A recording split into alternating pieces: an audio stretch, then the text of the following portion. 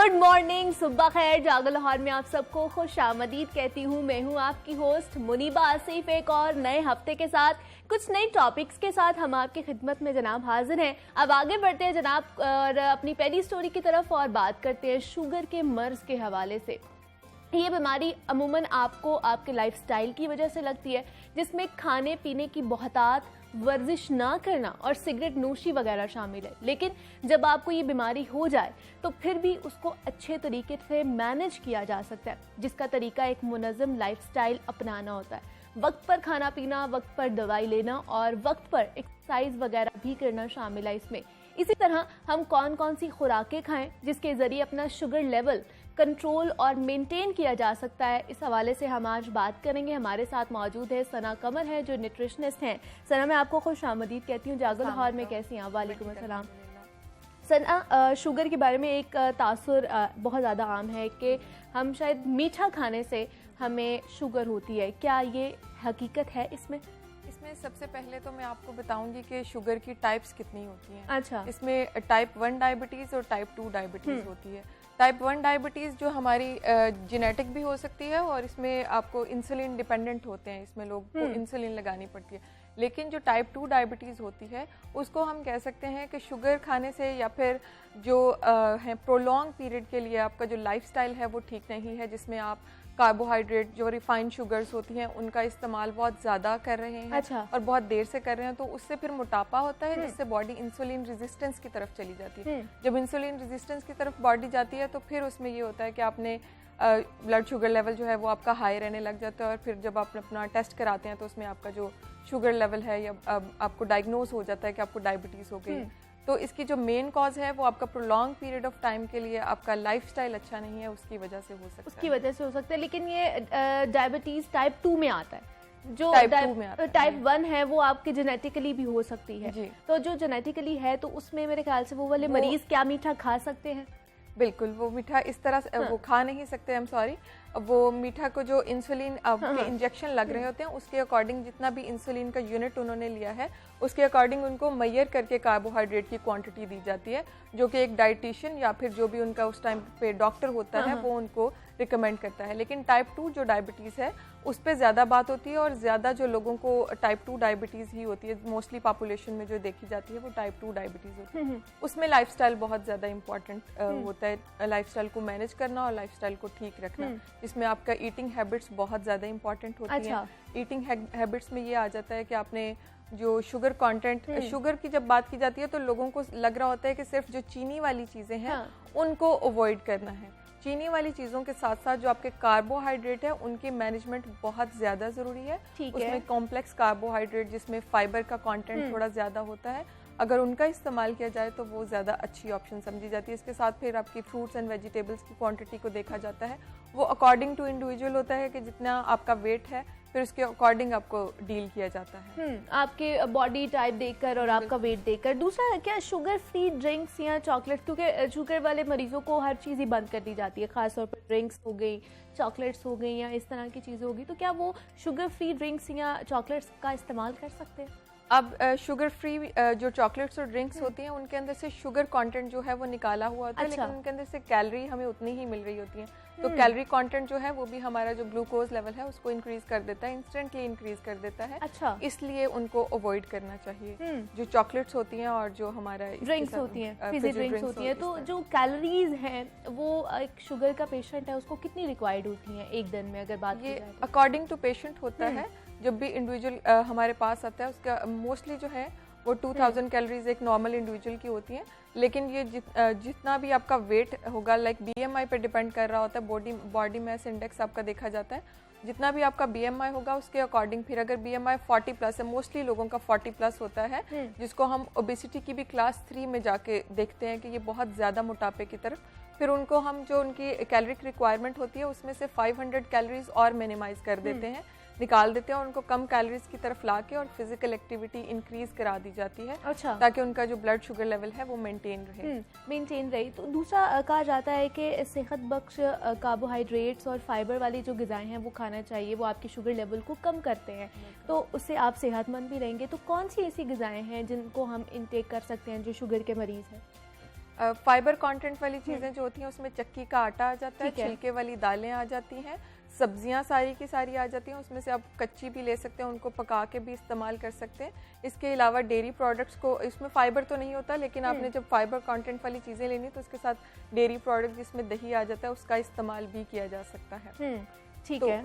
वो सारी चीज़ें आप कम्बिनेशन बना के लें, जैसे सब्जी भी ले लिया, फ्रूट भी ले लिया, उसके साथ आपने होल ग्रेन चपाती या फिर मल्टी सीड ब्रेड होती है। अगर शुगर का पेशेंट ये चाह रहा है कि उसको ब्रेड लेनी है, मोस्टली आते हैं हमारे पास पेशेंट्स तो वो ये डिमांड करते हैं कि हम ब्रेकफास्ट में नहीं ले सकते, जो है चपाती का इस्तेमाल नहीं कर सकते, तो हमने ब्रेड का इस्तेमाल करना है। तो मार्केट में मल्टी सीड ब्रेड अवेलेबल है, आप उसका भी यूज़ कर सकते हैं। ठीक है। फिर एक और चीज़ है जिसको आपने देखना है, या फिर जो शुगर के पेशेंट हैं उनके लिए बहुत ज़रूरी है, वो है फूड्स का ग्लाइसेमिक इंडेक्स। ये बात डाइटिशियन उनको बता देता है, और ग्लाइसेमिक इंडेक्स चार्ट को किस तरह से पढ़ना है। फूड के अंदर एक स्केल देखा जाता है, उस स्केल को बोलते हैं 1 to 100 की है इसकी रेशो। ठीक है। उसमें जो 50 ग्लाइसेमिक इंडेक्स वाले फूड्स होंगे उनको हम लो ग्लाइसेमिक इंडेक्स फूड कहेंगे, जो शुगर का मरीज ले सकता है। जो 50 से 69 तक होंगे उनको मीडियम ग्लाइसेमिक इंडेक्स, ओकेजनली आप उन चीज़ों को ले सकते हैं। और जिनका 70 अबव ग्लाइसेमिक इंडेक्स होगा, विच मीन्स कि ये फूड्स हमारी सेहत के लिए अच्छी नहीं है, मोस्टली जो डायबिटिक पेशेंट्स होते हैं उनके लिए, तो फिर उनको अवॉइड किया जा सकता है। ये रिसर्च जो डायबिटिक पेशेंट है वो खुद भी कर सकता है, और डाइटिशियन भी उसको डाइटिशियन ज़्यादा अच्छे तरीके से उसे बता सकता है, या उसका जो कंसल्टेंट है डॉक्टर वो ज़्यादा अच्छे तरीके से बता सकता है। दूसरा सना, हम देखते हैं कि जो डायबिटिक पेशेंट होते हैं उनको वक्फे से बहुत ज़्यादा भूख लगती है, मतलब अमूमन उनको भूख ज़्यादा लगती है, और डॉक्टर्स भी उनको यही मशवरा देते हैं कि वो वक्फे से खाएं। तो किन ग़िज़ाओं का इस्तेमाल उन्हें ज़्यादा करना चाहिए ताकि उनका वज़न भी जो है वो काबू में रहे, लेकिन उनकी भूख भी मर जाए? पोर्शन कंट्रोल करके अगर वो नेचुरल फूड्स खाएंगे तो उनका जो है वो मेंटेन रहेगा। उसके साथ फंक्शनल फूड्स बहुत ज़्यादा हेल्प कर रहे होते हैं। फंक्शनल फूड में हमारे पास ऐसी चीज़ जो आपका जो न्यूट्रिएंट डेफिशिएंसी बॉडी में हुई हुई होती है उसको पूरा कर देते हैं। इसमें एक बहुत अच्छी ऑप्शन आजकल जो लोग इस्तेमाल भी करें वो है चिया सीड्स। चिया सीड्स का अगर वो इस्तेमाल कर लेंगे खाली पेट तो वो उनके लिए एक अच्छी ऑप्शन होगी, जो बॉडी के न्यूट्रिएंट डेफिशिएंसी जो हुई हुई होती है उनको इंस्टेंटली पूरा करता है। बाकी जो आपके पास फूड्स आ जाती हैं उसमें वही फ्रूट्स और वेजिटेबल आ जाता है। चिकनाई कम इस्तेमाल करें, फाइबर कंटेंट वाली चीज़ें ज़्यादा इस्तेमाल करें, दालों का इस्तेमाल ज़्यादा करें, चावल का इस्तेमाल थोड़ा कम करें। मोस्टली कॉन्सेप्ट देखा गया कि उबले हुए चावल जो हैं उनके अंदर उनको अगर उबाल के उनका स्टार्च अलग कर लिया जाए तो वो शुगर पेशेंट ले सकते हैं। अच्छा, उसमें जस्ट स्टार कंटेंट जो है वो थोड़ा सा कम हो जाता है, बाकी उसकी जो है कार्बोहाइड्रेट की क्वांटिटी उसमें उतनी ही रहती है। तो इसलिए चावल की कंजम्पशन जब भी करनी है, 1 सर्विंग आपका 1/3 कप तक होता है, तो इससे ज़्यादा जो आपका सर्विंग स्पून है वो एक, अगर शुगर पेशेंट एक टाइम पे चावल लेना चाह रहा है तो वो 1 सर्विंग स्पून जो है वो ले सकता है, उससे ज़्यादा उसकी कंजम्पशन ना करे ना। के हवाले से देखा जाए तो शुगर के मरीज़ को किस तरह की चीज़ें, मतलब अगर वो सुबह खा रहा है, नाश्ता ले रहा है, तो उसमें उसको कितनी कैलोरीज चाहिए, कितनी न्यूट्रिएंट वैल्यूज़ जो होती हैं उसमें एक पोर्शन में होनी चाहिए उसकी? नाश्ते के अंदर उसके पहले तो मैक्रो न्यूट्रिएंट्स जो है, प्रोटीन, कार्बोहाइड्रेट एंड फैट, उसकी क्वांटिटी अच्छी हेल्दी वाली होनी चाहिए। और वो किन चीज़ों से हमें मिल सकती है? कार्बोहाइड्रेट की क्वांटिटी मैंने आपको पहले भी बताया कि होल ग्रेन चपाती से मिल सकती है, चॉकर से मिल सकती है, जौ के दलिए से मिल सकती है। इसके अलावा मल्टी सीड ब्रेड जो लास्ट ऑप्शन पे रखी जा सकती है उससे मिल सकती है। प्रोटीन आपको अंडे से मिल सकती है, आप किसी भी तरह का कोई कबाब ले सकते हैं जो आपको चिकन का बना हुआ होना चाहिए।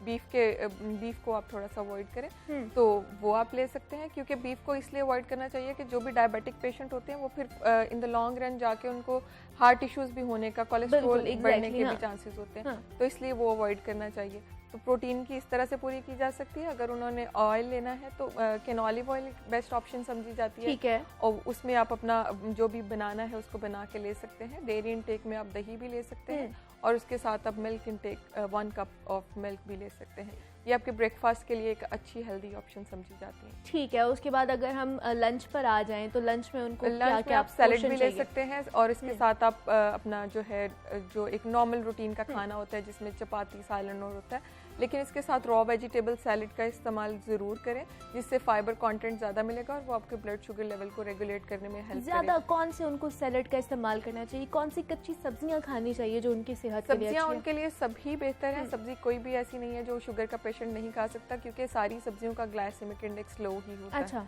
तो सारी सब्जियों का इस्तेमाल किया जा सकता है। कच्चा सा सैलेड बना के, अगर आप उससे प्रोटीन कंटेंट भी पूरा करना चाह रहे हैं तो आप उसके अंदर रेड बीन्स भी ऐड कर सकते हैं, उसके अंदर चने भी ऐड किए जा सकते हैं बॉइल्ड फॉर्म में, तो वो एक आपका सैलेड ही प्रॉपर मील बन जाता है। फिर आपको उसके साथ और कुछ लेने की जरूरत नहीं पड़ती है। इसी तरह से इसको सैलेड को स्नैक्स में भी यूज किया जा सकता है। अगर आपने खाना पूरा खाया तो आपका 11 o'clock और शाम को 4 बजे अगर आपको भूख लग रही है तो फिर तब भी आप इसको एज अ स्नैक भी ले सकते हैं। ठीक है। और अगर डिनर की बात की जाए तो इनका टाइमिंग पे भी डिपेंड करता है कि टाइमिंग पे भी बहुत ज्यादा डिपेंड करता है। इनको स्मॉल एंड फ्रीक्वेंट मील्स ही देने चाहिए और 5 to 6 मील्स इनके होने चाहिए एक दिन में। ठीक है। एक टाइम पे बहुत ज्यादा नहीं ये लोग खा सकते।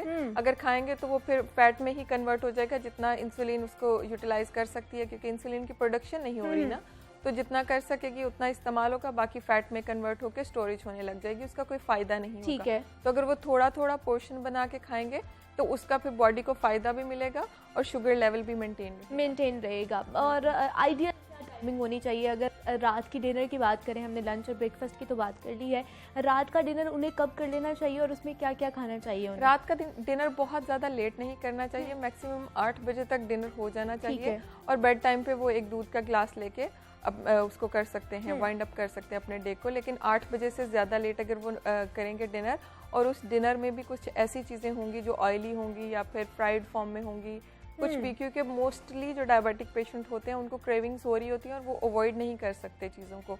वो जो हमें लग रहा होता है कि इनको शुगर क्रेविंग्स हो रही, शुगर खाना चाह रहे होते हैं डायबिटिक पेशेंट, वो उनके बस में नहीं होता, उनको क्रेविंग्स हो रही होती है। तो वो इसलिए उनसे एक्स्ट्रा कंजम्पशन की जाती है। तो उसको अवॉइड करने के लिए जब पूरे दिन में पोर्शन में खाया होगा और हेल्दी मील लिया होगा तो ग्लूकोज लेवल मेंटेन होंगे, फिर उनको क्रेविंग्स उस तरह से नहीं होंगी, तो वो मेंटेन हो जाती हैं। इसलिए डिनर 8 बजे तक कर लें और डिनर में भी आपका कोई फ्रूट भी होना चाहिए खाने से 30 मिनट पहले, और उसके बाद आपका डिनर जो है वो लाइट होना चाहिए, बहुत ज़्यादा हैवी मील नहीं होना चाहिए।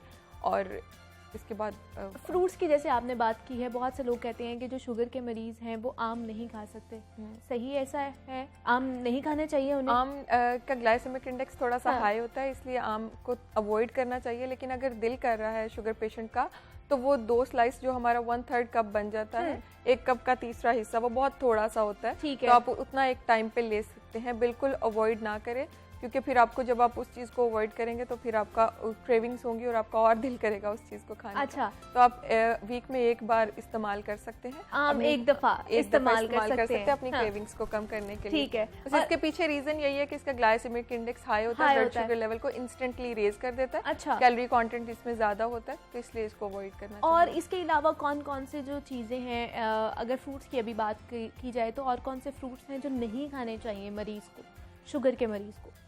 शुगर का मरीज, जैसे आपने सबसे पहली बात की थी कि लाइफस्टाइल मॉडिफिकेशन करना चाहिए, वो सब कुछ ले सकते हैं, उसकी क्वांटिटी पे डिपेंड करता है। ठीक है। खा सकती है। हमारे पास एक चार्ट होता है जो हम डायबिटिक पेशेंट को जिसके थ्रू गाइड करते हैं, उसमें जैम की भी क्वांटिटी ले सकते हैं, लेकिन 1 टेबल स्पून तक वो ले सकते हैं, उससे ज्यादा नहीं ले सकते।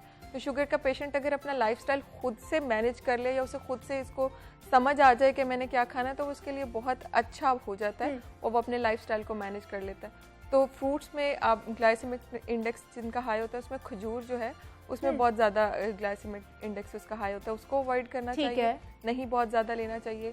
मैंगो हो गया, उसको अवॉइड करना चाहिए। बाकी आजकल जैसे पीच है वो भी खा सकते हैं, एप्पल भी खा सकते हैं, इन चीज़ों का इस्तेमाल आप इन चीज़ों का और इसके फ्रूट्स का इस्तेमाल कर सकते हैं क्या? जो मिल्क शेक्स हैं और जूसेस का भी इस्तेमाल कर सकते हैं? जूस का इस्तेमाल नहीं किया जा सकता, बिकॉज अगर हमारी रिक्वायरमेंट है फ्रूट की 1 या 2 फ्रूट हम डेली ले रहे हैं, नॉर्मल इंडिविजुअल की रिक्वायरमेंट 3 to 4 होती है, तो अगर 3 से 4 भी रिक्वायरमेंट है, तो अगर जूस का ग्लास ले रहे हैं तो वो 3-4 फ्रूट तो एक गिलास जूस में ही निकल जाएंगे, उसमें से सिर्फ हमें शुगर मिलेगा, फाइबर कंटेंट उसमें नहीं होगा। तो फाइबर कंटेंट लेने के लिए हमें होल फ्रूट लेना चाहिए, या फिर अगर ब्लेंडराइज्ड फॉर्म में किसी को च्यूइंग में कोई प्रॉब्लम है, वो चबा नहीं सकते फ्रूट को उस तरह से, तो आप उस होल फ्रूट को ब्लेंड करके उसको दे सकते हैं, आप बिल्कुल जूस की फॉर्म में ना दें। फाइबर ठीक है। कंटेंट निकल जाएगा तो फिर उसका फायदा नहीं है, फिर वो आप शुगर ही पी रहे होंगे तो ज़्यादा बेनिफिशियल है कि आप पूरा इनटेक फ्रूट का ही करें। दूसरा, गोश्त की मुख्तलिफ इकसाम भी होती हैं और उनसे भी मना किया जाता है, ये कितना ख़तरनाक है शुगर के मरीज़ के लिए, और कितनी क्वांटिटी में खाना चाहिए उनको गोश्त अगर खा रहे हैं वो? तो चिकन का इस्तेमाल किया जा सकता है, इसके अलावा मटन भी ओकेजनली इस्तेमाल किया जा सकता है, बीफ को अवॉइड किया जा सकता है, कोलेस्ट्रॉल कंटेंट बीफ बिल्कुल ही छोड़ दें, अपनी लाइफस्टाइल से निकाल दें। बिल्कुल निकाल दें, ठीक है। क्योंकि इसमें कोलेस्ट्रॉल कंटेंट जो है उसको ज़्यादा हाई कर देते हैं, कोलेस्ट्रॉल को ज़्यादा कर देते हैं, इसलिए बीफ को अवॉइड कराना चाहिए और फिजिकल एक्टिविटी को इंक्रीज करना चाहिए। शुगर पेशेंट की अगर फिजिकल एक्टिविटी इंक्रीज हो जाए, फॉर एग्जांपल 45 मिनट वो डेली अगर वॉक कर ले तो वो भी उसके लिए एक बेस्ट ऑप्शन समझी जाती है ग्लूकोज लेवल को मेंटेन करने के लिए। ठीक है। और लेकिन हमने जैसे सना देखा भी है, अभी ईद गुजरी भी है और वहाँ लोगों ने बहुत ज़्यादा गोश्त का इस्तेमाल भी किया होगा, जो शुगर वाले लोग हैं उनका कोलेस्ट्रॉल लेवल भी बढ़ जाता है, तो फिर किस तरह हम लोगों को मना करें कि आप अपनी जान की हिफाजत ज़्यादा करें? ये तो आती जाती चीज़ें हैं, खा लेंगे बाद में भी। ये उनकी काउंसलिंग के थ्रू उनको डील किया जा सकता है कि ये चीज़ें आपके लिए ठीक नहीं है, इनको फिजिकल एक्टिविटी और लाइफस्टाइल मॉडिफिकेशन के साथ कंट्रोल किया जा सकता है या फिर अवॉइड किया जा सकता है। लाइफस्टाइल चेंज करना बहुत ज़्यादा ज़रूरी है। क्या अगर आपको पता है कि आप किसी बीमारी में मुब्तला हैं तो अपना लाइफस्टाइल चेंज करें, अपनी जो डाइट है उसको बेहतर करने की कोशिश करें और एतदाल में रहकर खाएं, ये बहुत ज़्यादा ज़रूरी है। सना कमर हमारे साथ मौजूद थी, न्यूट्रिशनिस्ट हैं। सना, बहुत शुक्रिया आपका कि आपने हमें वक्त दिया और आप यहाँ पर आई हैं। और जिससे हम बात कर रहे थे शुगर के मरीज़ों के हवाले से, तो कुछ चीज़ें हैं जो सना ने हमें बताई हैं कि आप अपनी लाइफस्टाइल में चेंज कर सकते हैं और किस तरह आप अपने शुगर को लेवल को कितना मेंटेन कर सकते हैं। जीत भी आपसे बात करें, लेकिन यहाँ वक्त तो एक छोटी सी ब्रेक का मिलते हैं, इस ब्रेक के बाद।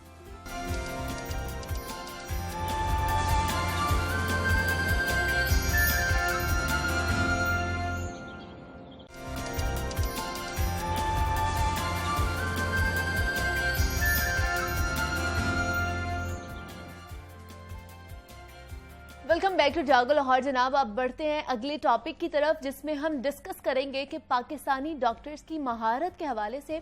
वैसे तो हमारे डॉक्टर्स पूरी दुनिया में जहां भी वो काम कर रहे हैं एक नुमाया मकाम रखते हैं, मगर पाकिस्तान में जहां सेहत की सहूलियात आलमी मयार की नहीं है, वहां भी डॉक्टर्स महदूद वसाइल में बड़े बड़े कारनामे सर अंजाम दे रहे हैं। हाल ही में लाहौर में 2 डॉक्टर्स ने एक बच्ची की 8 किलो की रसोली निकालने का मुश्किल तरीन ऑपरेशन कामयाबी से सर अंजाम दिया है। उनमें से एक आलमी शोहरत याफ्ता orthopaedic surgeon professor doctor Aamir Aziz मौजूद हैं, जो अब तक हजारों ऑपरेशंस कर चुके हैं और ऐसे ऐसे मुश्किल ऑपरेशन कर चुके हैं जिनको करते वक्त बाकी सर्जन्स ने हाथ उठा दिए थे।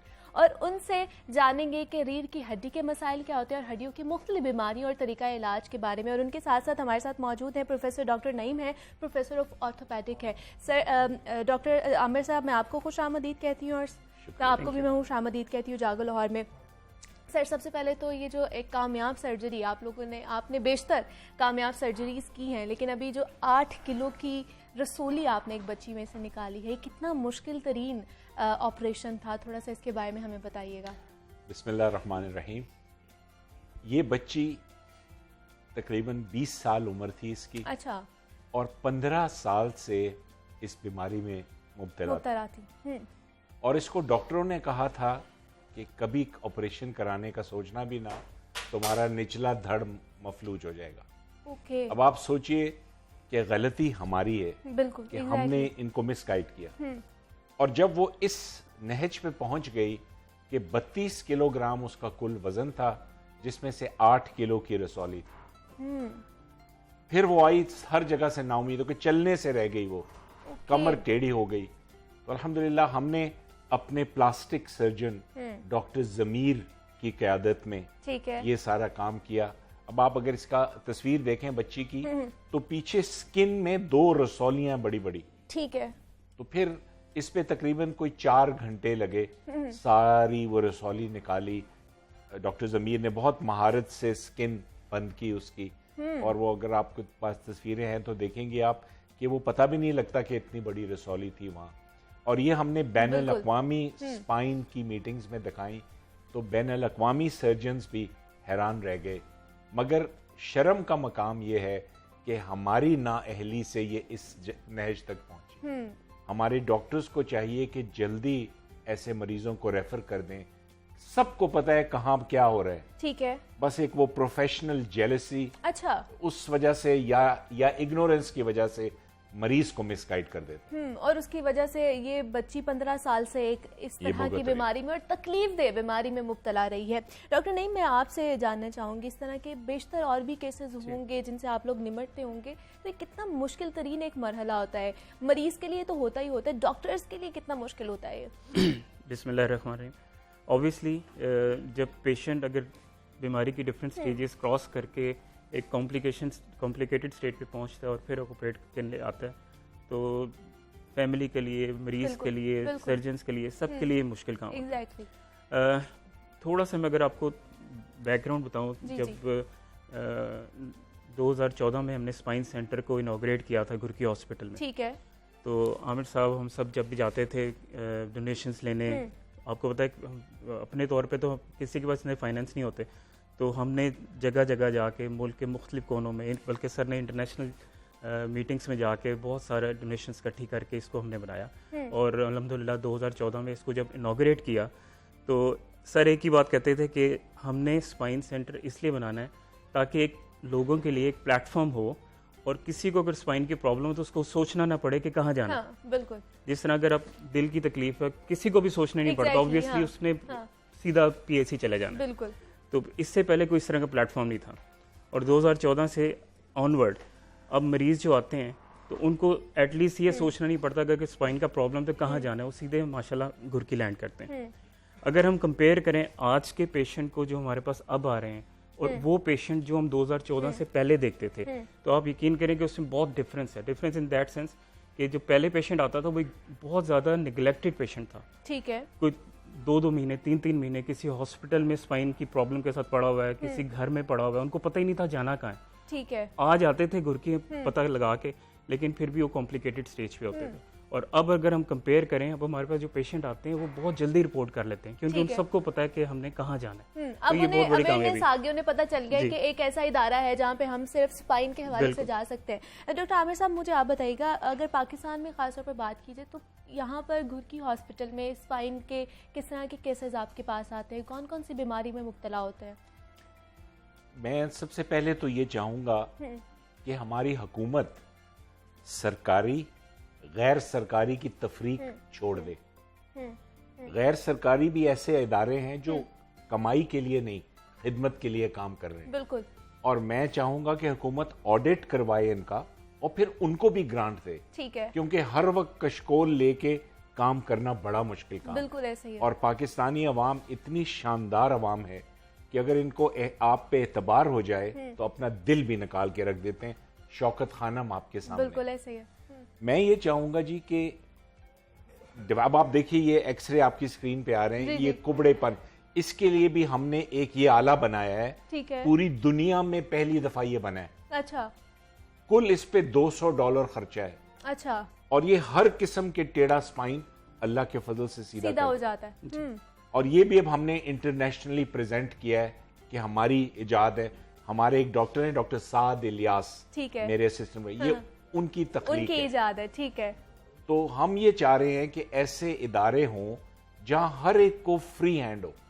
अब हमारा इदारा अल्लाह के फजल से वाहिद इदारा है पाकिस्तान में जहां ऑर्थोपीडिक की हर स्पेशलिटी है। और तब मुमकिन है कि जब आप अपने जूनियर्स को डेवलप होने दें और फ्री हैंड दें। हाँ। और अब अगर हमें इस पे हुकूमत की सरपरस्ती मिले तो हम सारे मुल्क के लोग ट्रेन कर सकते हैं बहुत आसानी से। बिल्कुल ऐसा ही है और हम भी यही चाहते हैं कि हुकूमत इस चीज़ पर गौर करे। लेकिन सर, जैसे आपने ये बताया कि आला आप लोगों ने इजाद किया है, इसके कितने अभी तक कामयाब जो है वो ऑपरेशन हो चुके हैं? हम इसके तकरीबन 20 अब तक कर चुके हैं जी। अच्छा। और ऐसे ऐसे किए हैं जी कि अब हम एक इदारा है उसको कहते हैं AO स्पाइन। ठीक है। स्विट्जरलैंड का इदारा है और दुनिया का सबसे बड़ा स्पाइन सर्जन्स का इदारा है। ओके। इसके 5 रीजन्स हैं, North America, South America, Europe, Asia Pacific और Middle East and North Africa. हम Middle East and North Africa में हैं। इसमें 40 ममालिक हैं। ठीक है। इस वक्त मैं उसका चेयरमैन हूं। अच्छा। तो middle East and North Africa के लिए अब हम ट्रेनिंग सेंटर हैं स्पाइन के। तो अगर प्रॉपर मौके हमें मिलते रहे तो हम दुनिया में किसी से कम नहीं। हर किस्म की स्पाइन सर्जरीज हो रही हैं, 1250 स्पाइन के ऑपरेशन हर साल हो रहे हैं। और मैं आपको ये बता दूं, लाहौर में लोग दूरबीनी ऑपरेशन स्पाइन का, मिनिमली इन्वेसिव, ठीक है, 8.5 लाख रुपया ले रहे हैं। अच्छा, हम वहां बगैर किसी फीस के कई सालों से कर रहे हैं।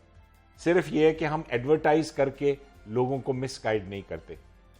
सो हर चीज मुमकिन है और हर चीज हो रही है। तो क्या सर हमारे जो सरकारी हॉस्पिटल्स हैं उनमें ये सकत मौजूद नहीं है कि वो लोग ये ऑपरेशंस कर सके मुफ्त में? मैं आपको इसकी बेसिक बताऊं अलामत। मसलन मैं हेड ऑफ द डिपार्टमेंट हूं, तो मुझे पता है ना कि मेरे डिपार्टमेंट में किस किस्म के लोग मुझे चाहिए। बिल्कुल ऐसे ही है। यहाँ ब्यूरोक्रेसी और सियासतदान अपनी मर्जी के लोग भेज देते हैं। जो सरकारी अस्पताल का हेड ऑफ द डिपार्टमेंट है उसके हाथ बंधे हुए हैं। वो कैसे डेवलप करे? कोई फ्रीडम नहीं है। अब ये जो MTI एक्ट आया जिसमें इदारों को इंडिपेंडेंस मिल रही है, मेरी नजर में यही वाहिद रास्ता है, बशर्ते कि इसमें सियासतदान और ब्यूरोक्रेट्स इंटरफियर ना करें। डॉक्टरों को सेहत दें चलाने के लिए, फिर उनका ऑडिट करें। लेकिन सर बहुत से लोग हैं इस पे भी तनकीद कर रहे हैं। देखिए, जब आप कोई काम करते हैं ना, तो तनकीद जरूर होती है। जिसका कोई दुश्मन ना हो वो सबसे बड़ा मुनाफिक है। और जब आप कोई तब्दीली लाने की बात करते हैं, बड़े लोग कहते हैं जी आटा गूंथती है और हिलती है, तो वो क्रिटिसिज्म बराए क्रिटिसिज्म करते हैं, तनकीद बराए तनकीद करते हैं, एविडेंस कोई नहीं होती। हम कहते हैं जी 2 साल तो दें, उसके बाद ऑडिट करें, ना हो ठीक तो ठीक। अब पाकिस्तान शुरू से सियासतदान और ब्यूरोक्रेट्स चला रहे हैं ना, क्या नतीजा निकला है अब तक? मगर हर बार उन्हीं को चांस मिलता है। हम कहते हैं सेहत डॉक्टरों को दें और 2 साल बाद देखें इन्होंने क्या तीर मारा है। बिल्कुल है, सही है। डॉक्टर नईम साहब, आप मुझे बताइएगा, बहुत से बच्चे हम देखते हैं कि वो पैदाइशी तौर पर टेढ़ी टांगों के साथ पैदा होते हैं। इसकी क्या वजूहात होती है और क्या उनका जब इलाज होता है तो वो बिल्कुल ठीक होकर अपने पैरों पर खड़े हो सकते हैं? बहुत सारी बीमारियां थी जो पैदाइशी नकाइस होते हैं, और उनमें ज़्यादातर जो बच्चे पैदाइशी तौर पे हमारे साथ हैं उन टेढ़े पाँव के साथ आते हैं। आपने अभी भी देखा होगा रोड्स पे कुछ जो फ़कीर मांगने वाले अभी तक वो बूढ़े भी हो जाते हैं, पाँव टेढ़े होते हैं। तो अब इस मॉडर्न दौर में, आज के इस दौर में अगर हम बात करें तो टेढ़े पाँव की ट्रीटमेंट बहुत सिंपल हो गई है। ठीक है। आज से अगर हम सिर्फ पीछे 20-25 साल चले जाएं तो इतने सीवियर टेढ़े पाँव का इलाज हम भी ये सोच रहे थे कि इसका ऑपरेशन होगा, लेकिन अब एक नई टेक्निक आ गई है जिसको हम कहते हैं पॉन्सेटी टेक्निक। उसमें सिर्फ प्लास्टर लगा के हफ्ते बाद हम प्लास्टर चेंज करते हैं और 5 से 6 हफ्तों के अंदर अंदर पाँव बिल्कुल सीधे हो जाते हैं। मतलब कोई ऑपरेशन नहीं करना पड़ता? अक्सर ऑपरेशन की जरूरत नहीं पड़ती। ठीक है, provided if you know the technique properly. ठीक है। और इसी तरह ये तो एक टेढ़े पाँव, इसी तरह टेढ़ी टांगें, और इसमें बहुत सारे प्रॉब्लम या तो हड्डियों की कमजोरी की वजह से ओवर द टाइम डेवलप हो जाते हैं। विटामिन डी, कैल्शियम, घरों में धूप ना आना, खुराक बच्चों को सही ना मिलना, उसकी वजह से ये सारे नकाइस पैदा होते हैं, और ये सारी की सारी चीज़ें ट्रीटेबल हैं। तो क्या इनका इलाज भी सरकारी हॉस्पिटल्स में होता है डॉक्टर नईम साहब? देखिए, इलाज तो कोई प्रॉब्लम नहीं है। हाँ। इसमें विल होनी चाहिए। ठीक है, ठीक है ना? अगर आपकी विल है तो आप कुछ भी कहीं भी कर सकते हैं। अच्छा, तो इसका मतलब है कि हमें इस पे भी अभी लैग कर रहे हैं, इस पे भी हमें करने की ज़रूरत है, बहुत ज़्यादा ज़रूरत है कुछ चीज़ों में। तो क्या लगता है सर आपको कि आजकल हम देख रहे हैं कि रीढ़ की हड्डियों के मसाइल बहुत ज़्यादा पैदा हो रहे हैं? मतलब पहले बहुत कोई बुजुर्ग हो जाते थे तब उनको ये मसले होते थे, अब तो नौजवान नस्ल में भी आ रहा है। क्या वजूहात लगती हैं आपको इस चीज़ की? आप तो छोटी हैं, मैंने तो जिंदगी, अब मैं 65 साल का हूँ। हाँ जी। मैंने देखी है तब्दीली। शुरू में सादा जिंदगी और जफाकश जिंदगी थी। 1 सालन से भी खाना खा लिया जाता था। बिल्कुल ऐसे ही है। अब तो जब तक ये फास्ट फूड और ये ड्रिंक्स और ये ना हो, आप देखिए सबसे बड़ी बीमारी आजकल मोटापा है। हमारा बस चले तो हम बाथरूम भी गाड़ी पे जाएं, तो सबसे बड़ी वजह यह है कि इम्प्योर डाइट। ठीक है। पाकिस्तान दुनिया का 10वां सबसे बड़ा मुल्क है दूध पैदा करने में, और 40 से 50% मेरे मुल्क के बच्चों को दूध नहीं मिलता। बिल्कुल। हर चीज बदनीयती की इंतहा हो चुकी है। सो आर्टिफिशियल लाइफ। पहले हम लोग बचपन से जल्दी सो के फजर पे उठ जाते थे, अब तो फजर पे उठने का रिवाज ही खत्म होता जा अब रहा तो है। फजर पे हम सो रहे होते हैं, उससे पहले सो रहे होते हैं। सो हमने मगरिब की वीकेंड को यहाँ ले आए हैं हम।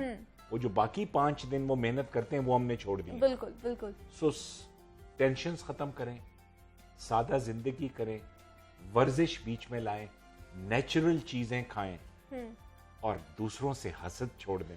ठीक है। अपने हाल में मगन रहें, अल्लाह से खैर मांगे, सब ठीक हो जाए। दूसरा क्या सर, जो हमारी लाइफस्टाइल एक जैसे आपने कहा चेंज हो गया, एक तो ऑफिस वर्क आपको पता है कि ड्यूटी आवर्स बहुत ज़्यादा हो गए हैं, उसकी वजह से बैठकर काम करना, क्या इस वजह से भी ये मसाइल पैदा हो रहे हैं?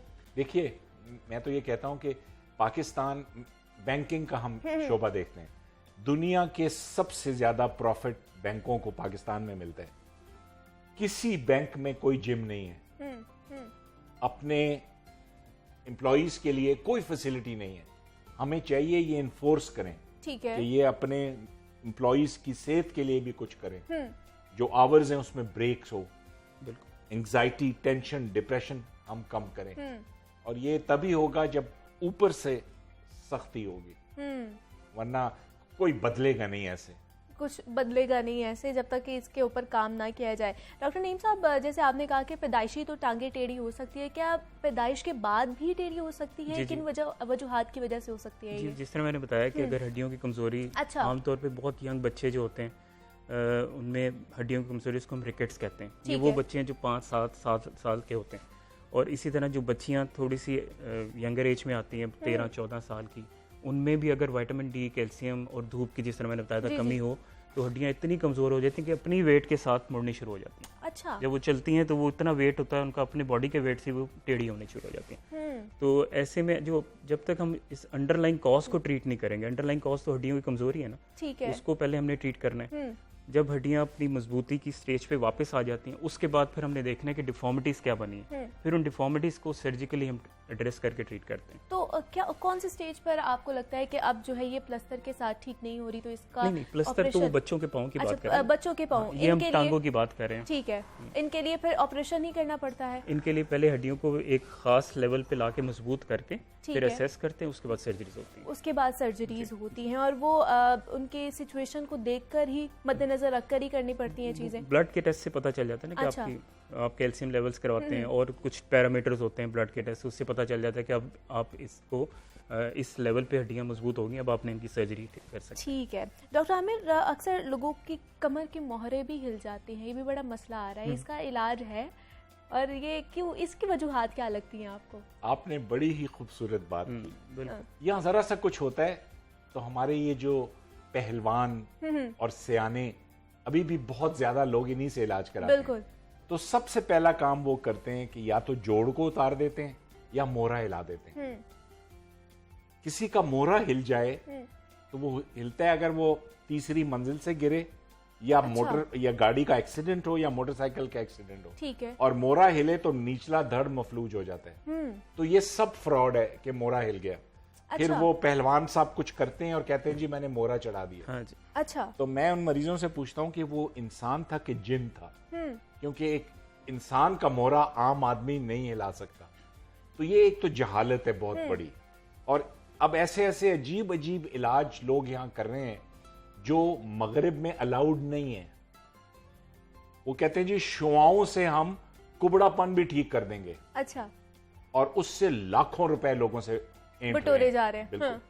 अजीब अजीब टीके लग रहे हैं जिसका कोई सबूत नहीं है कहीं, और इसकी वजह यह कि यहाँ चेक एंड बैलेंस कोई तो नहीं है। क्या डॉक्टर साहब लोग भी लगवा रहे हैं, ट्रीटमेंट्स की तरफ जा रहे हैं? हमारे लोग ऑपरेशन का नाम सुन के भाग जाते हैं। हाँ। और उसकी वजह यह थी कि हमारे यहाँ ट्रेनिंग का मेयार ठीक नहीं था। सारी दुनिया में जो स्पेशलिस्ट बनता है वो एक क्वालिफिकेशन हासिल करता है। यहां अभी भी हमने मुख्तलिफ रस्ते रखे हुए हैं कि जो प्रॉपर क्वालिफिकेशन, जिसका नाम FCPS है, ठीक है, जो ना कर सके उसके लिए और रस्ते खोले हुए हैं। भाई स्पेशलाइजेशन किसी का राइट नहीं है, आप पहले एक लेवल तक पहुंचे फिर करें। तो जब तक स्टैंडर्ड नहीं होगा, एजुकेशन नहीं होगा और लोगों की रसाई नहीं होगी सही सेहत वाले लोगों के तक, ये काम चलता रहेगा आपका। लेकिन क्या सर एक ये भी वजह हो सकती है कि लोग इतनी ये जो मेडिकल फैसिलिटी है अफोर्ड भी नहीं कर सकते, इस वजह से भी उस साइड पर चले जाते हैं? यही मैं आपसे भी गुजारिश की कि रसाई जब तक सबकी नहीं होगी, और वो यही तरीका है कि नेशनल हेल्थ यूके की तरह की हर एक का एक फ्री, देखें सेहत, तालीम, साफ पानी हर एक का बुनियादी हक है। बिल्कुल, एग्जैक्टली। और वो तब होगा जब हमारे मुल्क में मुल्क के लिए करने का, आप देखें कितने लोग टैक्स देते हैं यहाँ, तो सारों को वो पाल रहे हैं जो थोड़े से टैक्स दे रहे हैं। तो जब तक कौम के लिए जज्बा पैदा नहीं होगा, ऊपर से आके कोई ठीक नहीं करेगा, और हमें सबको कुर्बानी देनी पड़ेगी। हम दूसरों पे तनकीद जरूर करते हैं, खुद वो करने को तैयार नहीं। ड्राइंग रूम में बैठ के सारी प्रॉब्लम सॉल्व करते हैं, प्रैक्टिकली कुछ नहीं करने को। प्रैक्टिकल कुछ नहीं करना है, लेकिन ऐसा नहीं होता। प्रैक्टिकली जब करेंगे तभी पता चलता है हम कहाँ पर वेरी कर रहे हैं। दूसरा सर मुझे बताइएगा, जोड़ों के मसले भी आजकल बहुत ज्यादा हो रहे हैं। मतलब अमूमन मेरी उम्र के भी लोग हैं, वो भी घुटनों से जा रहे हैं और ज्यादा चला भी नहीं जाता। और ये इनकी वजूहात क्या लगती है आपको? Lifestyle, impure diet, overweight, artificial environment. आप देखें जो ज्यादा देर से सो के देर से उठते हैं, उनके जिस्म का बायोलॉजिकल क्लॉक चेंज हो जाता है। उनके अंदर के हार्मोन्स सिस्टम डिसरप्ट हो जाते हैं। तो इसलिए मगरिब में जो बीमारी 50-60 पे होती है, हमारे यहाँ 10 साल पहले हो जाती है। बिल्कुल, एग्जैक्टली। अब हम अपने घुरकी हॉस्पिटल में 650 जोड़ हर साल डाल रहे हैं। अच्छा। उसकी वजह यह है कि हम फीस वहां नहीं लेते, जोड़ की और दवाइयों का जो खर्चा है वो देता है मरीज। जोड़ अमेरिका से आते हैं, ठीक है, तकरीबन 2 लाख रुपए का एक जोड़ आता है। अच्छा। अब मैं आपको मिसाल दूं, दोनों घुटने घुरकी में अगर होगा तो 5-5.5 लाख में दोनों हो जाएंगे, और अमेरिका वाले जोड़ डलेंगे। ठीक है, ठीक है। प्राइवेट सेक्टर में लाहौर में 18 लाख रुपया लिया जा रहा है दोनों घुटनों का। अच्छा। आगा खान में 25 लाख रुपया लिया जा रहा है, और वही जोड़ इस्तेमाल होते हैं जो अमेरिका वाले। अब इस हुकूमत ने एक बहुत शानदार काम किया है। अब लाहौर के सरकारी अस्पतालों में 6-6 करोड़ रुपए के मुफ्त जोड़ लेके दे दिए। 100-100 घुटने, 100-100 कूले, कंधे सरकारी अस्पताल, और लोगों को वो फ्री में करने का हुकूमत ने कहा है। ठीक है। तो ये बहुत अच्छी सिमत में हम जा रहे हैं। ये ऑपरेशन कीमत की वजह से लोग नहीं करवा रहे। अच्छा। तो हुकूमत ने ये बहुत ही अच्छा काम लिया है। अब काम है इन सरकारी अस्पतालों के डॉक्टरों का कि लोगों तक वो जोड़ पहुंचाएं और कम कीमत में पहुंचाएं, ताकि वो कर फ्री, सके। बिल्कुल फ्री में पहुंचाए जाए। सर, हम अगर ऑपरेशन नहीं करवाना है, या हम पहले से ही ऐसी कौन सी आदत अपना ले कि हम इन सारे मसाइल से, जोड़ों के दर्द से या इन तरह बीमारियों से बच सके हम लोग? एक बहुत ही शानदार सवाल है आपका। अब ये देखो, अल्लाह ने 2 चीजों का वादा नहीं किया, एक ईमान, एक सेहत। सो आप इत्तेदाल से रहें, फिट रहें, उससे दुआ मांगें कि या अल्लाह मुझे सेहत दे। कोई दुनिया में ऐसी चीज नहीं है जो गारंटी करे कि आपको ये बीमारी नहीं होगी। आप देखेंगे फिट पतले पतले लोगों को भी जोड़ों का मसला होता है। बिल्कुल ऐसे ही है। सो फिट रहें, इत्तेदाल से रहें, अल्लाह से मांगे सेहत मांगे। लेकिन आजकल हम सर देखते हैं एक्टिविटीज हमारी लाइफ में नहीं है, हम लोग एक्सरसाइज नहीं करते, जिसकी वजह से ये तमाम तर चीजें ज्यादा होती जा रही है। बिल्कुल यही बात है। खाएं कम, प्योर चीजें खाएं, मुशक्कत वर्जिश जरूर करें, और कोशिश ये करें कि ज्यादा स्ट्रेस भी ना लें। तो अल्लाह के फजल से काम चलेगा। डॉक्टर नईम साहब, आप मुझे बताइए कि हमें किस तरह की ग़िज़ाएं लेनी चाहिए अगर हड्डियों के मसाइल है? दूसरा, क्या मल्टीविटामिन्स खाना भी ज़रूरी है इन चीज़ों के लिए? मल्टीविटामिन्स का भी बहुत बड़ा मिथ है। अच्छा। कुछ पेशेंट आते हैं ना, वो तो सबसे पहले डॉक्टर साहब ताकत की दवाई ज़रूर दें। लेकिन दवाई में ताकत नहीं है। जिस तरह सर ने बताया, ताकत जो है वो बैलेंस डाइट में है। आपकी डाइट का आपको अंदाज़ा हो। इसमें भी बहुत सारी प्रॉब्लम है कि लोगों के पास गाइडेंस नहीं है, क्या चीज़ खानी है, क्या चीज़ नहीं खानी। तो विटामिन सारे के सारे अल्लाह ताला ने हर फ्रूट में, डाइट में रखे हुए हैं, मतलब हमारी ग़िज़ा में ही रखे हैं ऑलरेडी। बिल्कुल। तो आपकी अच्छी सेहत डिपेंड करती है आपकी बैलेंस डाइट पे, आपके लाइफस्टाइल पे, आपकी एक्सरसाइज पे। अगर और एक आपकी रूटीन, जिस तरह सर ने बताया अभी कि बैंकर्स आते हैं, तो वो जो ज्यादातर हमारे पास आते हैं बैंकर्स, वो बैक पेन के साथ आते हैं। सारा दिन बैठे रहते हैं। अब बैठने से क्या होता है कि उनकी बैक के मसल्स तो सारा दिन इस्तेमाल ही नहीं हो रहे। जब वो शाम को या किसी दिन चलते हैं ज्यादा, तो उस दिन कमर पकड़ी जाती है, दर्द निकल आता है। तो इसके लिए जब तक वो अपनी बैक को प्रॉपर उसी स्ट्रेस में नहीं डालेंगे जिस तरह एक्सरसाइज में होती है, तो तब तक उनके प्रॉब्लम तो नहीं फिर कैसे बैठने का जो पोस्चर है वो क्या होना चाहिए देखिए, आपका? इसके लिए सबसे ज़रूरी है कि आपकी चेयर कैसी होनी चाहिए।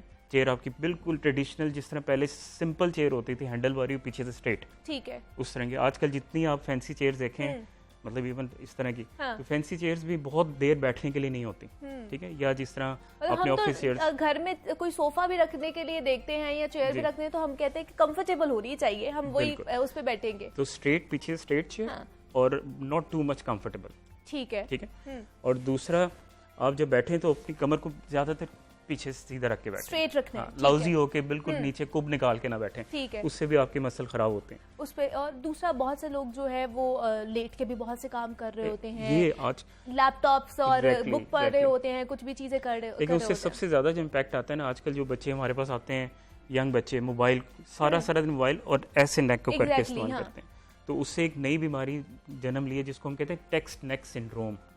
ठीक है, टेक्स्ट नेक नेक सिंड्रोम, ठीक अब है। वो टेक्स्ट सारा दिन ऐसे कि जिस तरह आप समझें, तो सारा दिन गर्दन को इस्तेमाल के, ऑब्वियसली बहुत ज़्यादा मोड़ के गर्दन अगर आप काम करते रहेंगे, गर्दन हमारी अल्लाह ताला ने इस काम के लिए बनाई नहीं हुई।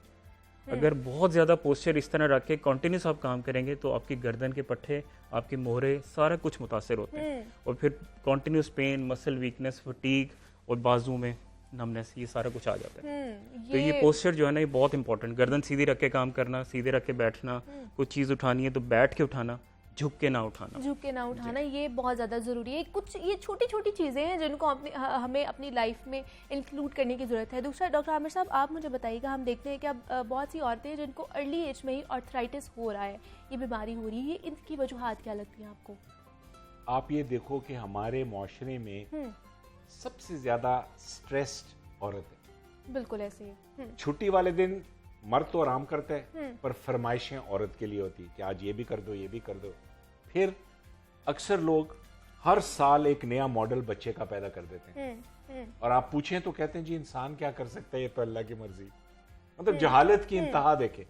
सो उस औरत का वेट बढ़ जाता है बहुत ज्यादा, उसकी डाइट सही नहीं होती, कैल्शियम, विटामिन डी की कमी तकरीबन हर एक में होती है, बिल्कुल ऐसे ही। वर्जिश नाम की कोई चीज नहीं है उस गरीब की। ऐसे ही। और फिर फिजिकल स्ट्रेस के अलावा मेंटल स्ट्रेस बहुत होता है।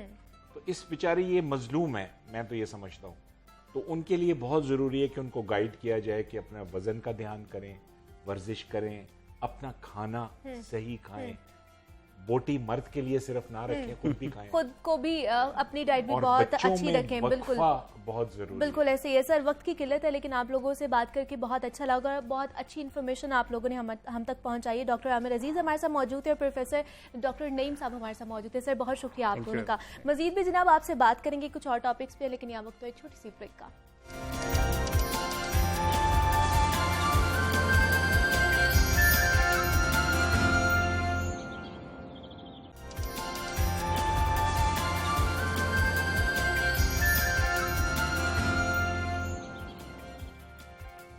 वेलकम बैक टू जागो लाहौर। जनाब, बुज़दार सरकार की मुसलसल शिकायत है कि ऑरेंज लाइन ट्रेन इस वक्त खजाने के लिए सफेद हाथी साबित हो रही है, जिस पर पूरे सूबे की ट्रांसपोर्ट का 80% खर्च हो रहा है। हालात ये हैं कि ट्रेन मुसलसल खसारे में है, क्योंकि इब्तदाई तौर पर ख्याल किया जा रहा था कि ऑरेंज लाइन ट्रेन पर रोजाना 2 से 2.5 लाख मुसाफिर सफर करेंगे तो ट्रेन अपना खर्चा पूरा कर लेगी। लेकिन हालात ये हैं कि सब्सिडी के बावजूद ट्रेन को यौमिया 52 लाख खसारे का सामना है। ट्रेन इतना कमाती नहीं है जितना उसका बिजली का बिल आ जाता है। अब पहली दफा एक बिजनेस मॉडल मुरतब किया जा रहा है, जिसके तहत ऑरेंज लाइन ट्रेन को खसारे से निकालने की कोशिश की जाएगी। ये मॉडल क्या है और कितना कामयाब साबित हो सकता है, इस पर बात करेंगे। हमारे साथ मौजूद है नुमाइंदा लाहौर न्यूज़ है ज़ैनुलाब्दीन ज़ैन। मैं आपको खुशामदीद कहती हूँ। जागो लाहौर में कैसे हैं आप? अच्छा हूँ मैं, आप बताएं। मैं भी बिल्कुल ठीक ठाक। ज़ैन, ऑरेंज लाइन ट्रेन के लिए बिजनेस मॉडल पहला मुरतब कर लिया गया है, ये मॉडल है क्या, कितना कामयाब होगा, हमें इस बारे में बताइए। शुक्रिया मुनीबा आसिफ। ये जब मेट्रो बस भी बनी थी तब भी उसके ऊपर भी यही इश्यूज आते थे कि ये जो बस है इसके अखराजात ज़्यादा हैं, तो उसके ऊपर काबू पाने के लिए इसकी चीज़ों को आउटसोर्स किया जाए। नंबर ऑफ टाइम्स आपके प्रोग्राम में भी इस चीज़ को डिस्कस कर चुके हैं कि ऑरेंज ट्रेन को अगर मुनाफा बख्श बनाना है तो उसके जो 770 पिलर्स हैं उनको एडवर्टीजमेंट के लिए देना पड़ेगा। जो इसके 3-3 कनाल से ज्यादा रकबे के ऊपर स्टेशन हैं, 27 स्टेशन हैं, वहाँ पर आउटसोर्सिंग की जानी चाहिए। तो अब ये जो आपके प्रोग्राम में बार बार चीजें डिस्कस की, तो अब हुकूमत के कान पर जूं रिंगी है। अच्छा, तो अब उन्होंने ये फाइनेंशियल मॉडल बना लिया। इसके तहत इन तमाम पिलर्स पर मतलब ये एडवर्टीजमेंट कह सकते हैं आवाज गई लेकिन थोड़ी देर तक गई। हाँ, वो बस ये वाली जो हुकूमत है ना, इसको बार बार वो इसके नॉक ऊपर करना पड़ता है, बार-बार हैमरिंग इनको। करनी पड़ती है, नॉक करना पड़ता है, तो फिर इनको समझ आती है चीज। तो अभी ये इसमें तो कोई शक नहीं है कि ये बड़ा अच्छा कदम है कि अब इसको करने ये जा रहे हैं। ठीक है। अब लेकिन जो पहले मैं आपको इसका मॉडल बना देता हूँ कि इन सब चीजों को इब्तदाई तौर पे 3 साल के लिए लीज पर दिया जाएगा। ठीक है। जिसमें जो स्टेशंस हैं, जो मेट्रो ऑरेंज ट्रेन के अंदर चीजें हैं, और जो पिलर्स हैं, स्टेशंस के ऊपर बैंक्स को कहेंगे कि अपनी एटीएम मशीन्स लगाएं, क्योंकि रोजाना कोई इनकी 1.5 से 2 लाख जो पैसेंजर है वो इसमें सफर करते हैं, तो अल्टीमेटली बैंक्स को फायदा होगा। इसी तरह ट्रेन खुद अंदर से बहुत खुली है और उसमें भी पैसेंजर ज्यादा होते हैं, तो उसमें LCD LED या अनाउंसमेंट के जरिए एडवर्टीजमेंट की सहूलत देंगे। इसी तरह आपने देखा होगा कि ये मेट्रो बस पे तो इन्होंने बनाने की कोशिश की थी ये कैंटीन्स, लेकिन नहीं चल सकी। इसी तरह ऑरेंज ट्रेन के ऊपर भी ये सोच रहे हैं कि कैंटीन्स को दे दें उसके स्टेशंस पे, इसके स्टेशंस पे। उसके बाद नीचे 770 पिलर्स हैं, उनका सोच रहे हैं कि उसको एडवर्टीजमेंट के लिए दे दें। एक नई चीज इसमें इंट्रोड्यूस करवाई जा रही है। देखने में तो उसमें जो पैसे हैं वो कुछ ज्यादा नजर नहीं आते, लेकिन है बड़ी मुनफरद चीज। पे बात करते हैं जैन, हमें सादिया सुहेल राना साहिबा ने भी ज्वाइन किया है, मेंबर गवर्निंग बॉडी है मैस ट्रांजिट अथॉरिटी की। सादिया साहिबा, बहुत शुक्रिया आपका, आप वक्त दिया आपने। मुझे बताइएगा ये जो नया बिजनेस मॉडल आखिरकार ऑरेंज ट्रेन का तैयार कर लिया गया है, तो इसके ऊपर जो लागत आएगी और इसके जरिए जो खसारा है ऑरेंज ट्रेन का, क्या वो पूरा कर लिया जाएगा? बिस्मिल्लाहिर्रहमानिर्रहीम, बहुत शुक्रिया। हेलो, देखिए बात यह है कि खसारा जितना बड़ा है उससे कम्प्लीटली तो पूरा नहीं किया जा सकता। उससे ये है कि उसका बोझ कम से कम करने की कोशिश है कि उसका बोझ ना ज्यादा आवाम पे पड़े, और हुकूमत के लिए भी बहुत बड़ी सब्सिडी है।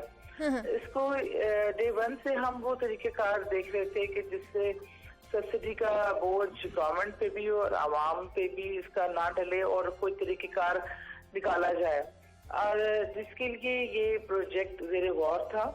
और मेरे ख्याल में इसमें बहुत हद तक बहुत सारी चीजें कवर होंगी, लेकिन ये भी कंप्लीट नहीं करता, क्योंकि ये वही बात है, मैं बार बार कहूंगी। यहाँ जैन बैठे हैं, जैन इसके हक में बात करेंगे कि जो मंसूबा जितना बड़ा और जितनी बड़ी इसमें सरमाए की इन्वॉल्वमेंट है, किराया बढ़ने से ठीक है अवाम पे बोझ बढ़ता है, नो डाउट, मैं इसके समझती हूँ ये बात, लेकिन इतनी बड़ी सब्सिडी देना इस टाइम सूरत हाल किसी एक शहर में 27 किलोमीटर के वाये पे, ये भी मुश्किल काम है।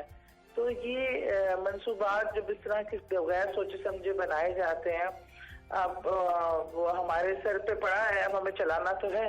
इसके लिए वे आउट हम जरूर निकाल रहे हैं कि किसी तरह भी इसमें अब बिजली का जितना भी इस्तेमाल है अल्टरनेटिव एनर्जी सिस्टम की तरफ भी लेके जाएंगे, ताकि कम अज कम जो है ना इसकी जो खसारा है इसको कंट्रोल किया जा सके।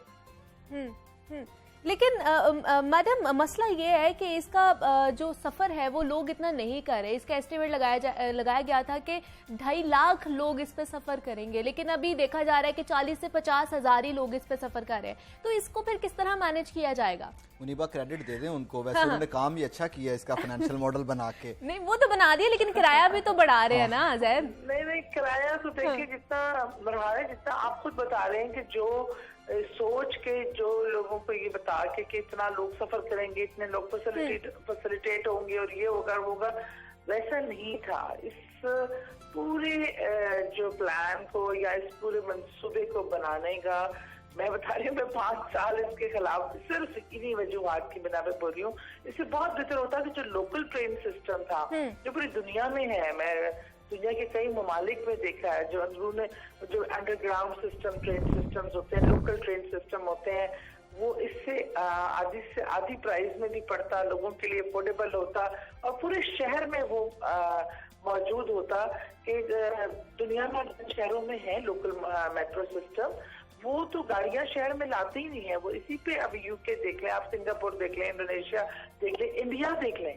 तो चलो इंडिया तो हमारी सतह का ही मुल्क है ना, लेकिन हमने ये किया, हमने जो एक अजीब व गरीब चीज बना के ऊपर आसमानों पे चला दी, और अब इसको जो चीजों का हम कोशिश ये कर रहे हैं कि जो एक चीज गलत तरीके पे बनी हम उसको दुरुस्त करने की कोशिश कर रहे हैं, उसका बर्डन जो हुकूमत पे है, आवाम पे है, उसको मैनेज करने की कोशिश कर रहे हैं। मुझे एक बात बताएं मैडम, आपकी हुकूमत हर चीज को महंगा क्यों करने पे तुली हुई है?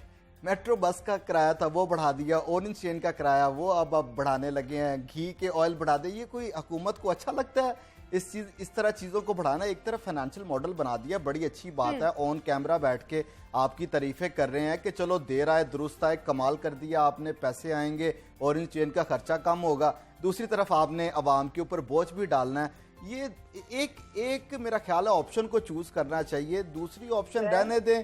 बेचारी अवाम के पास पहले क्या है देने के लिए जो आप मजीद लेने के चक्करों में हैं? देखिए किराया जो है ना वो भी जेरे गौर है, अभी बड़ा नहीं है। आप इसी तरह जेरे गौर करते करते बढ़ा देते हैं। हमारी ख्वाहिश यही है कि ना बढ़ाया जाए।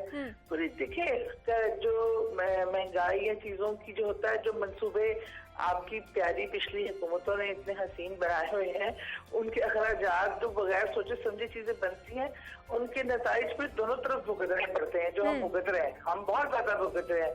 अब आपने जो मेट्रो के जो एग्रीमेंट किए हुए थे, जो मेट्रो पे अब मिसिंग फैसिलिटी पे जितना खर्चा है, मैंने कहा ना कि हम सिंपल सिटी हम फैंटेसाइज करते हैं और उन लोग चीजों को कॉपी करते हैं तो तरक्की याफ्ता ममालिक में है। हमें शहजादे ने ख्वाब देखा, हमने बना दिया, लेकिन हमने अपने लोगों माशरे को पेश नजर रखते हुए चीजें बनानी होती हैं। ये जब चीज एक पहली कदम ही गलत हो, उसको मेंटेन फिर हमें मजबूरी है कि मेंटेन करें। अगर बंद करें मंसूबे तो कहा जाता है कि जी पिछली हुकूमतों के मंसूबे बंद कर दिए गए हैं। तो हमने ना किसी चीज को वो बंद किया, उसी चीज को मेंटेन करने की कोशिश जरूर कर रहे हैं, और यही कोशिश है कि आवाम पे कम से कम बोझ पड़े। और दूसरा सादिया सुहेल राना साहिबा, आपकी यहाँ पे मौजूदगी का है कि भी हम फायदा उठा लेते हैं। मुझे बताइएगा कि जो मेट्रो बसेज है वो हम देख रहे हैं कि वो नाकारा होती जा रही हैं, और कहा जा रहा था कि 2020 में जो है इनको रिप्लेस किया जाएगा, नई बसेज आएंगी। मैडम ने कह देना बस आ रही हैं, रास्ते में है, तो ये ज़हन में देख ली है, इसके हवाले से भी हमें बता दें। नहीं आ चुकी है, लेकिन मैडम वो हमें सड़कों पर नजर नहीं आ रही। नहीं नजर आ रही, इसलिए कि आपकी जो वो है पूरा स्टेशन का हमने बजट भी पास कर लिया है, तमाम जो मिसिंग फैसिलिटी है। अच्छा मुझे ये बताएं मैडम मुझे ये बताएं कि मास ट्रांजिट अथॉरिटी ने ऐलान किया था कि हम पहली 15 बसों का स्क्वाड यौम आज़ादी पे आवाम को गिफ्ट देंगे, ट्रैक के ऊपर ले आएंगे या नहीं ले आएंगे? क्लोज एंडेड सवाल है। इंशाल्लाह लेके आएंगे, आप देख लीजिएगा। हाँ, मतलब यौम आज़ादी पे हम उस पे सफर करेंगे। हाँ, देख लेना, हमने आपका ये क्लिप निकाल के चलवाना है कि मैडम सादिया सुहेल राना ने कहा था कि ले आएंगे और फिर आप नहीं ला पे। लेकिन फिर भी वो जो आपने मुनीबा ये जो पॉइंट उठाया है ना, ये बड़ा अहम पॉइंट है। ये जो बसों का स्क्वाड है उसमें से सिर्फ 20 बसें आ रही हैं, 20% ट्रैक के ऊपर चलेंगी। ये 14 पहले मरहले में है, 6 दूसरे मरहले में है, और बाकी बसों का तो वही हाल होगा। उनकी तो अभी भी ऑपरेशन एंड मेंटेनेंस की जरूरत है ना, उसके ऊपर भी आपको तवज्जो देनी चाहिए। मौजूद होंगी और उसके बाद भी बसों की आमद जारी रहेगी। लेटेस्ट बेहतरीन बसें इंशाल्लाह रिप्लेस करेंगी, और आप जो इनके स्टेशन है उनकी भी सूरत हाल बहुत जल्दी, क्योंकि बजट मुख्तस हो गया, उस पर काम शुरू हो रहा है, और इंशाल्लाह बहुत जल्दी बहुत बेहतर देखेंगे। ठीक है जी, सादिया सुहेल राना साहिबा हमारे साथ मौजूद थी। मैडम बहुत शुक्रिया आपका कि आपने हमें वक्त दिया और आप यहाँ पर आई और हमसे बात की है। वो तो कह रहे हैं कि हमने अच्छा इकदाम किया, नो डाउट अच्छा इकदाम किया है, लेकिन किराया भी बढ़ा रहे हैं। दूसरा वो जो फीडर रूट्स पर जो मुनासिब हमें नजर नहीं आ रही ट्रांसपोर्ट है, हाँ, उसकी वजह से भी मेरे ख्याल से लोग सफर करने से इज्तनाब करते हैं। देखें, जो आपकी पहली बात है उस चीज से तो मैं भी एग्री करता हूँ मुनीबा, ये फाइनेंशियल मॉडल बनना चाहिए। पूरी दुनिया में मेट्रोज इसी तरह चलती हैं, किराया के ऊपर कभी मेट्रोज नहीं चलती। ये जो पब्लिक ट्रांसपोर्ट होती है इसके ऊपर कोई किरायों में हेर फेर करके ये जो निजी ट्रांसपोर्टर्स हैं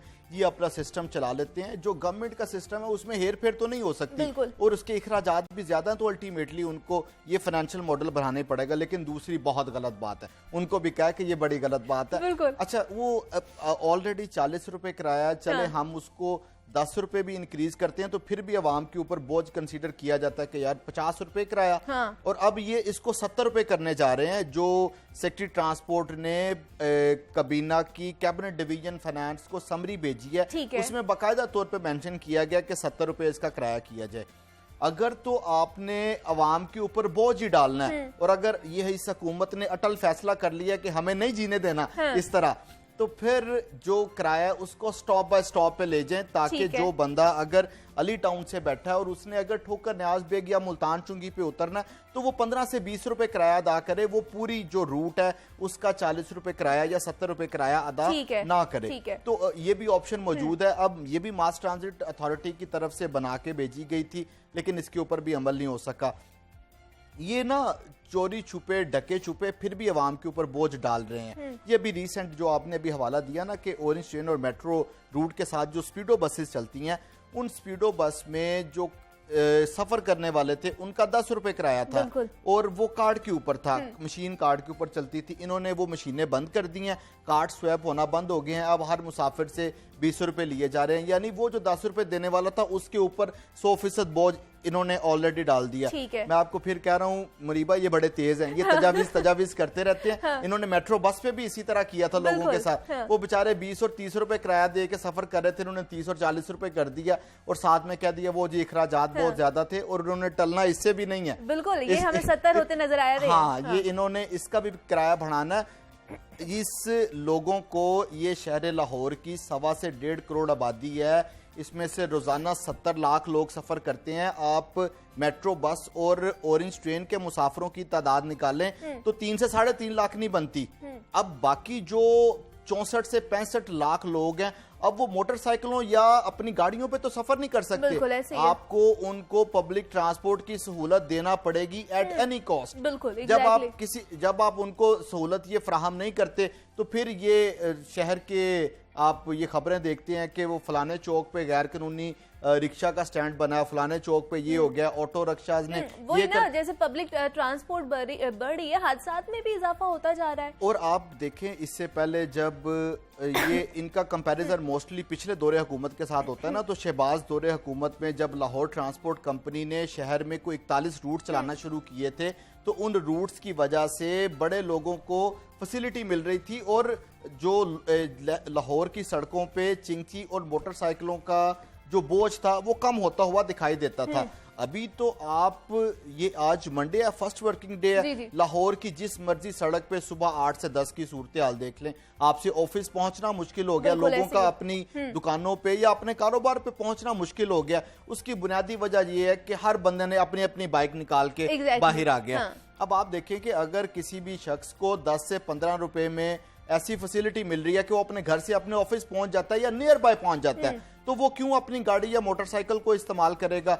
एक तो वो उस सफर के दौरान, उस पब्लिक ट्रांसपोर्ट के सफर के दौरान अपना जो मोबाइल पे काम है या कोई दूसरा काम है उसको सरंजाम दे लेगा और साथ में उसकी अपनी जो एक उसके असासा है, उसकी बाइक है, कुछ भी है, वो भी उसकी महफूज रहेगी। लेकिन इस वक्त metro, orange train, metro bus और स्पीडो बस, ये 3 आपके पास फैसिलिटीज हैं। इसके अलावा शहर में पब्लिक ट्रांसपोर्ट कोई नहीं है।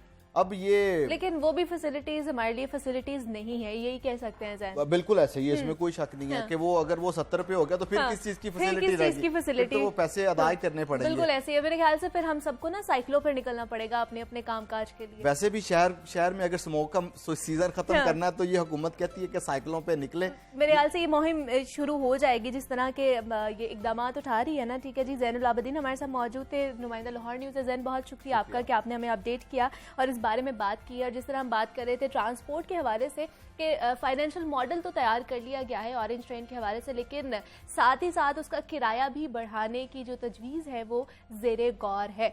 आगे बढ़ते हैं जनाब, कुछ बात कर लेते हैं किताबों के हवाले से। तो आज आपका तारुफ जिस किताब से करवाने जा रहे हैं उसका नाम है गन पॉइंट। जी हाँ, जैसा कि नाम से ही जाहिर है कि एक मज़ाहिया किताब है और जिसके मुसन्निफ सैयद आरिफ नोनारी हैं, जो अपनी पुरमज़ाह तहरीरों के हवाले से जाने जाते हैं। और इस किताब में मुसन्निफ ने सियासत और हालात हाजरा पर मखसूस अंदाज में मज़ाहिया तबसरे भी किए हैं जो पढ़ने से ताल्लुक़ रखते हैं। लेकिन सबसे अच्छी बात यह है कि ये किताब सिर्फ लताइफ या जुगतों पर मबनी नहीं है, बल्कि इसमें पैगाम भी शामिल है। किताब की जुबान भी अपनी मिसाल आप है, सीधी, सादी और टू दी पॉइंट। तो जनाब, अगर आप जिंदगी के मसाइल के कुछ देर छुटकारा पाना चाहते हैं या हल्का फुल्का होना चाहते हो तो ये किताब ज़रूर पढ़िएगा और फिर हमें बताइएगा कि आपको ये किताब कैसी लगी है। और बहुत अच्छी किताब लग रही है जिसमें आपको लताइफ भी मिलेंगे, कुछ पैगामात भी मिलेंगे और आपकी ज़िंदगी के लिए वो अच्छे भी साबित हो सकते हैं। तो जब आप इसको ख़रीदने जाएंगे तो आप अगर हमारे प्रोग्राम का हवाला देंगे तो आपको इस पर डिस्काउंट भी मिलेगा। मज़ीद भी आपसे बात करेंगे और भी गुफ्तगू करनी है आपके साथ, लेकिन यहाँ वक्त तो एक छोटी सी ब्रेक का मिलते हैं। इस ब्रेक के बाद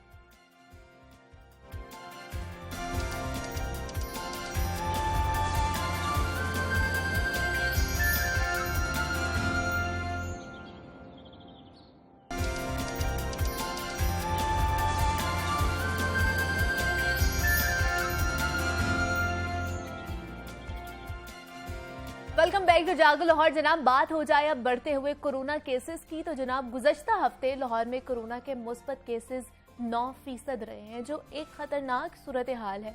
डेल्टा वेरिएंट निहायत तेजी से फैल रहा है, जो वैक्सीन ना लगवाने वालों को बुरी तरह मुतासर कर रहा है, जबकि जिन्हें वैक्सीन लगी हुई है वो भी किसी हद तक इससे मुतासर हो रहे हैं। और उसके साथ साथ शहर में अल्फा नौयत का वायरस फैलने की इतलात भी आ रही है, जो कोरोना का एक नया वेरिएंट है। ये वेरिएंट कितना खतरनाक है और हमें किस तरह मुतासर कर सकता है, इस हवाले से बात करते हैं प्रोफेसर डॉक्टर जावेद अकरम से, जो वाइस चांसलर है यूनिवर्सिटी ऑफ हेल्थ साइंसेज के। सर, मैं आपको खुशामदीद कहती हूँ जागो लाहौर में। सर, कैसे आप? अल्लाह का शुक्र। सर, डेल्टा वायरस के बाद अब अल्फा वायरस भी सामने आ रहा है और इसकी भी इतलात आ रही है, तो ये किस तरह का वायरस है और किस तरह मरीजों को मुतासर कर रहा है ये? देखें मुनीबा, जो अल्फा है वेरिएंट वो तो B117 है, जो यूके वाला है। ठीक है, उसका उसको क्योंकि ये ग्रीक नाम दिए जाते हैं मुख्तलिफ वेरिएंट्स को ट्रेडिशनली, तो वो अल्फा वेरिएंट तो वो था जो B117 जो लाहौर में बहुत ज़्यादा था और अभी भी है। यूनिवर्सिटी ऑफ हेल्थ साइंसेज क्योंकि इस पर तहकीक कर रही है, तो हमने बताया कि अभी भी तकरीबन मेरा ख्याल है 21% जो स्ट्रेन्स हैं लाहौर में वो B117 है, जिसका अपना लगाव बहुत ज़्यादा था। अभी जिसकी मेरा ख्याल है आप बात करना चाह रहे हैं वो डेल्टा है, और डेल्टा का जो आगे वेरिएंट आप कह रहे हैं वो डेल्टा प्लस उसको कहते हैं।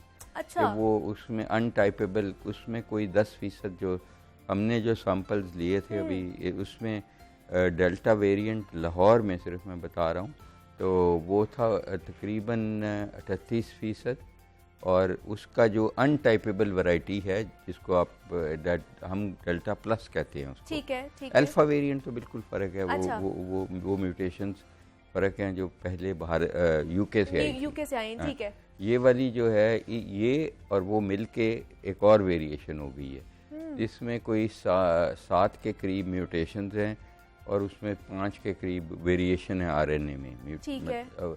तो उसको कहते हैं, तो उसकी वजह से ऑलरेडी ये बहुत कंटेजियस था, क्योंकि ये इसके जो एक इंसान से दूसरे को लगने की अहलियत है वो बहुत ज़्यादा इसने कर ली थी।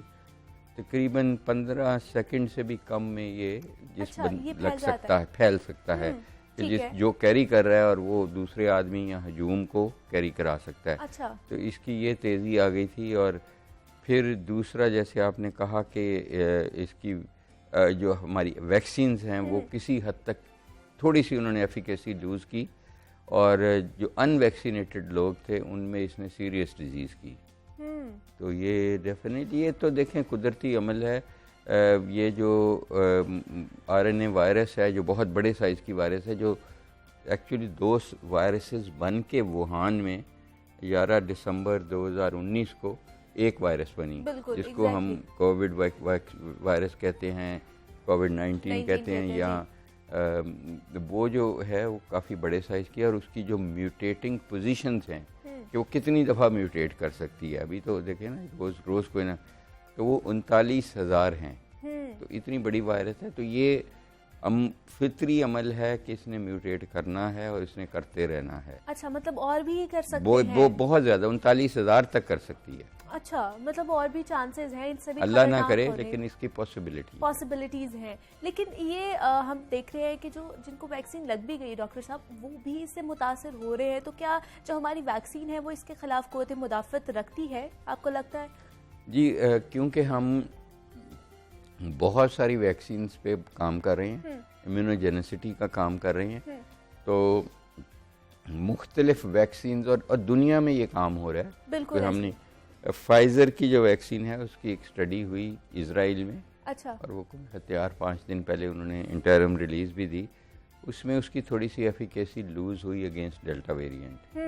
तो जो मॉडर्ना है ये अभी कायम है, जो साइनोवैक है उसकी थोड़ी सी कम हुई है।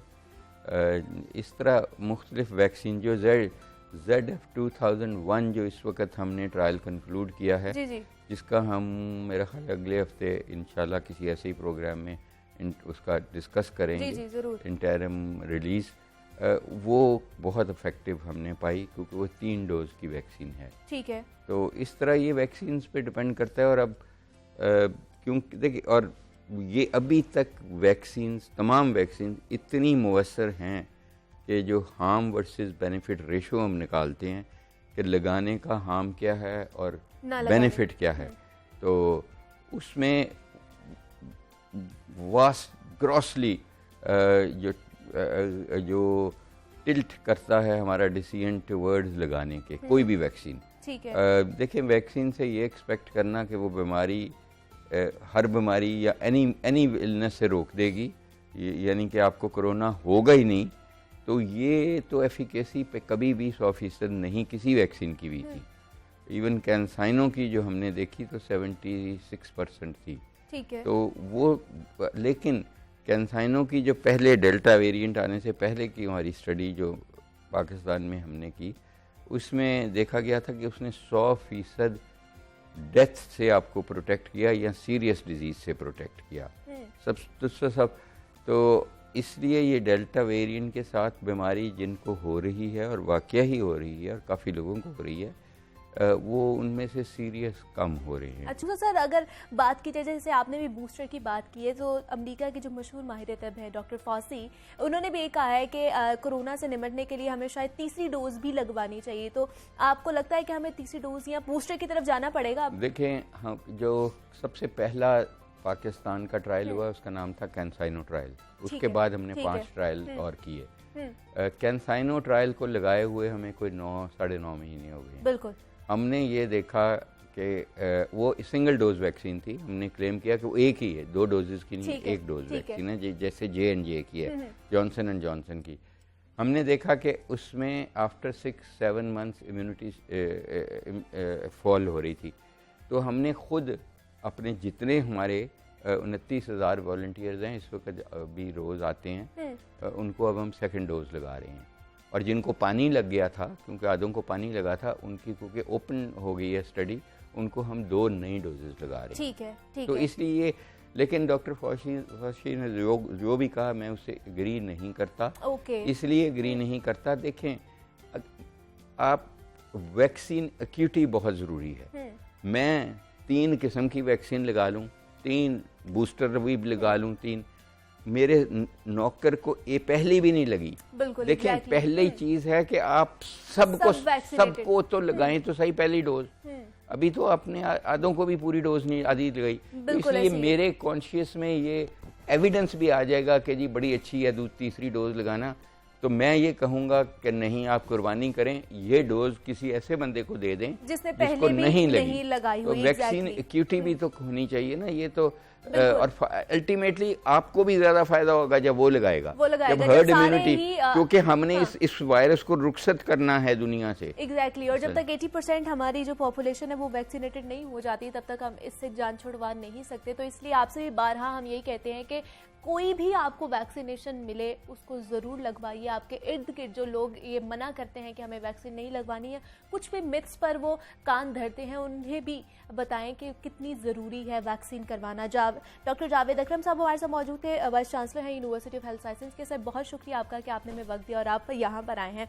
जनाब, मुझे आपने इजाज़त दी, कल आपसे दोबारा मुलाकात होगी। अल्लाह हाफ़िज़।